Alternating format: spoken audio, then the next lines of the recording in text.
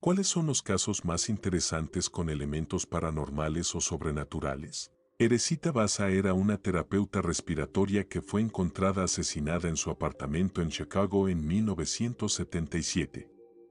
La policía tenía muy pocas pistas sobre el crimen, hasta que una de sus compañeras de trabajo se presentó con una historia increíble. Afirmaba que había sido poseída por el espíritu de Teresita. Según ella, durante los episodios de posesión, Teresita usaba su cuerpo para comunicarse, revelando que el asesino era un hombre llamado Alan Showery. Showery trabajaba como auxiliar en el mismo hospital donde trabajaba Teresita, y varios compañeros confirmaron que esa noche había ido a su apartamento con la excusa de ayudarla a reparar el televisor. Cuando la policía lo interrogó, él negó todo, pero los agentes fueron a hablar con su novia y le preguntaron si Alan le había regalado joyas recientemente.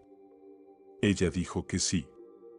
La familia de Teresita identificó esas joyas como pertenecientes a ella. Enfrentado a la evidencia, Showery confesó el asesinato, admitiendo que había intentado robarle pero algo salió mal.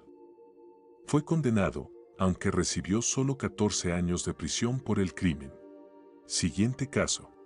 Kathy Hubbs creció con una premonición extraña. Estaba convencida de que moriría antes de cumplir los 16 años. Vivía con ese miedo constante, como si lo presintiera de verdad. Pero cuando finalmente llegó su cumpleaños número 16 y no pasó nada, algo cambió en ella. Comenzó a abrirse más, a hacer nuevos amigos y a pensar en el futuro. Quería convertirse en cosmetóloga algún día. Parecía que por fin estaba dejando atrás esa sombra. Sin embargo, apenas 3 meses después, una noche cualquiera, Kathy desapareció mientras caminaba hacia un supermercado cerca de su casa. Semanas más tarde, su cuerpo fue hallado. Había sido asesinada de forma brutal. Lo más devastador fue lo que encontraron en su habitación: cartas escritas poco antes de su cumpleaños, dirigidas a su familia, en las que les decía que los amaba y les pedía que no se sintieran tristes si algo le pasaba. Durante años, el caso quedó sin resolver, hasta que la policía logró vincular su muerte a un asesino en serie llamado Michael Lockhart, quien fue posteriormente ejecutado por otros crímenes. Siguiente caso. Uno de los casos que más me ha fascinado es el de Len Plaskett, que apareció en un episodio de Misterio sin resolver con Robert Stack, emitido el 25 de abril de 1997. Lynne vivía, y hasta donde sé, aún vive, en New Smyrna Beach, Florida. En 1975 le diagnosticaron una forma extremadamente rara de cáncer llamada linfoma de células T. Los médicos le dijeron que, probablemente, solo le quedaban 3 meses de vida. Una noche, mientras estaba acostada en la cama pensando con angustia en qué pasaría con su hijo de 3 años, algo completamente fuera de lo común ocurrió: comenzó a levitar.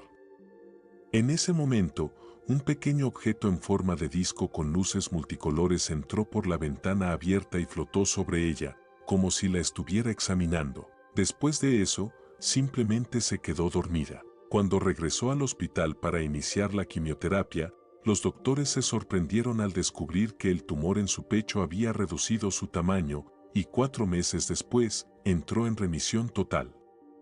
Desde entonces, no ha vuelto a tener cáncer. Con el tiempo descubrí que Len Plaskett siguió viviendo en Florida y llegó a ser comisionada de la ciudad de New Smyrna Beach hasta que se retiró en 2013. Siempre me ha parecido un caso increíble. Siguiente caso. Mi cuñado siempre decía que iba a morir joven.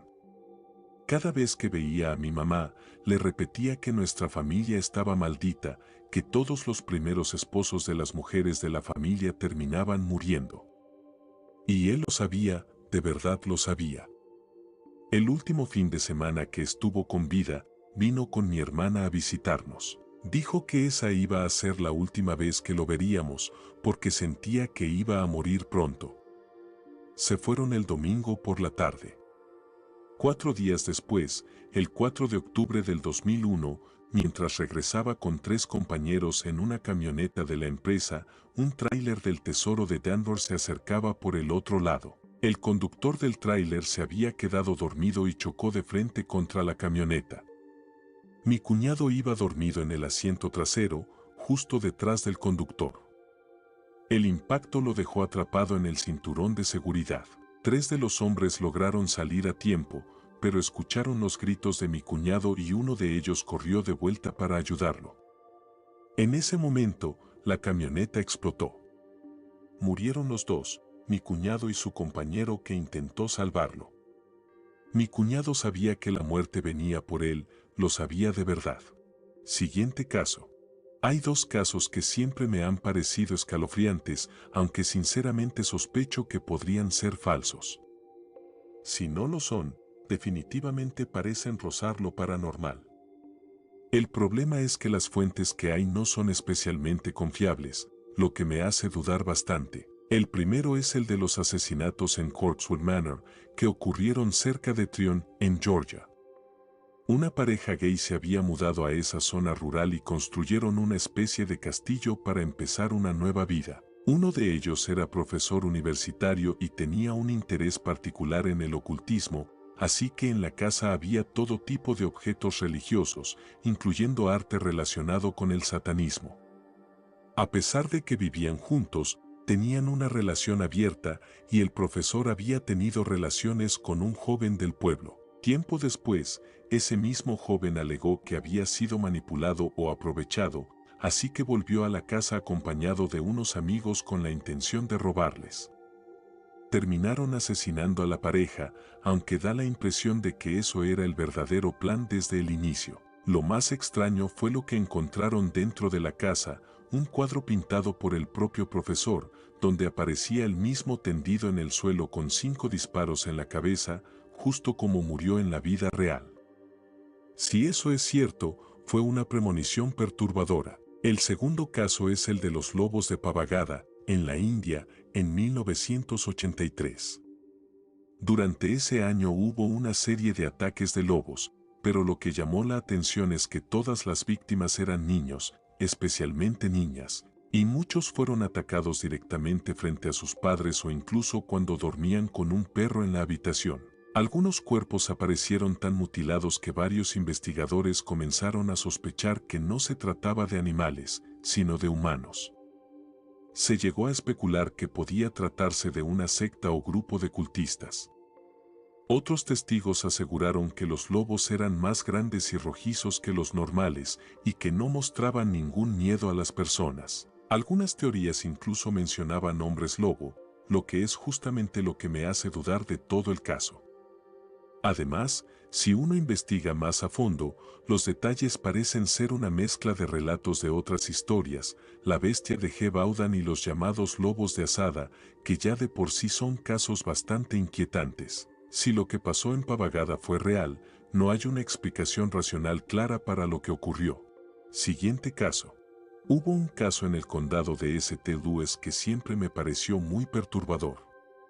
Un hombre había asesinado a varios miembros de su familia y escondido los cuerpos en un pequeño armario del sótano, en un rincón difícil de detectar. Poco después, él murió en un tiroteo con la policía.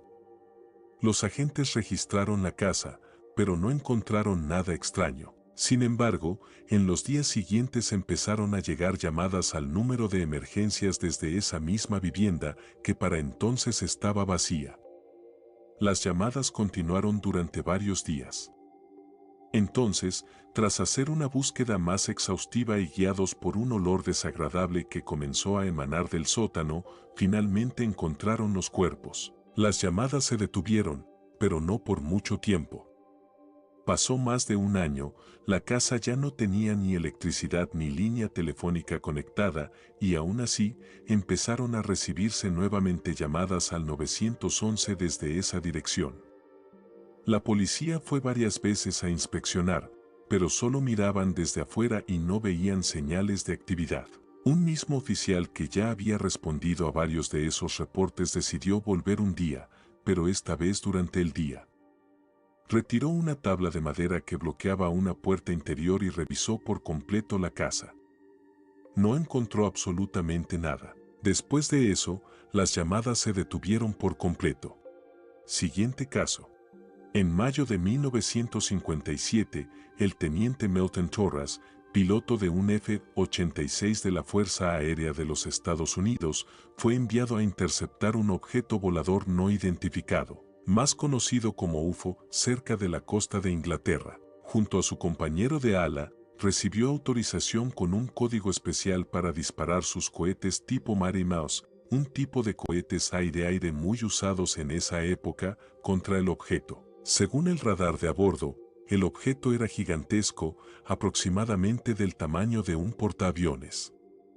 Justo antes de que dispararan, el objeto aceleró y desapareció volando a una velocidad estimada de Mach 10, 10 veces la velocidad del sonido, lo que lo hizo desaparecer del radar casi de inmediato. Tanto la estación de radar de la Fuerza Aérea de los Estados Unidos como una estación de la Real Fuerza Aérea Británica confirmaron que el objeto desapareció de sus pantallas, recorriendo más de 400 kilómetros en apenas 2 segundos. Al aterrizar, un hombre que dijo trabajar para la Agencia de Seguridad Nacional, NSA, por sus siglas en inglés, le ordenó a Torres que no hablara del incidente, bajo amenaza de ser retirado del servicio activo.